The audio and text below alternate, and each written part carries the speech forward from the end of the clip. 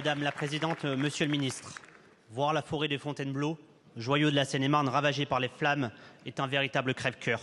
Plus de 2000 hectares partis en fumée, le poumon vert de 15 millions de visiteurs par an, dévasté sous nos yeux. Notre forêt brûle et les macronistes désarment nos sapeurs-pompiers. En 2024, le gouvernement de Gabriel Attal a annulé plus de 50 millions d'euros de crédits de la sécurité civile, contraignant l'État à renoncer à 2 Canadair supplémentaires, alors que depuis des années, les alertes se succèdent. Voilà où mène l'absence d'anticipation. Celui qui a affaibli notre sécurité civile se rêve aujourd'hui en sauveur de la France. Mes chers collègues, la honte. Face à cette incompétence, les véritables héros ont un visage, celui de nos sapeurs-pompiers, professionnels comme volontaires, qui combattent les flammes nuit et jour. Plusieurs ont été blessés. Je salue également les agriculteurs venus avec leurs tracteurs et leurs tonnes à eau, les élus locaux, les services de l'État, les bénévoles, ainsi que tous ceux qui se mobilisent pour sauver les animaux des flammes.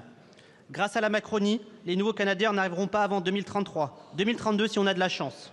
Nous ne pouvons plus attendre. Il faut développer des solutions souveraines, comme Inaero qui développe un nouvel avion bombardier d'eau.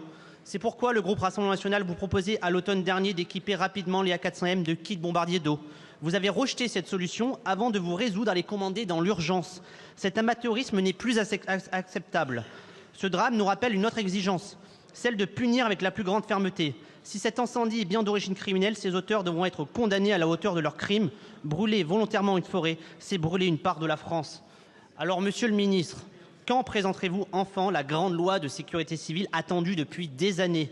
Quand donnerez-vous enfin à notre sécurité civile les moyens d'anticiper plutôt que de subir, en soutenant réellement nos sapeurs-pompiers volontaires, en garantissant un financement durable de nos SDIS et en anticipant dès aujourd'hui les incendies de demain? Et enfin, que ferez-vous après l'incendie pour restaurer notre si belle forêt?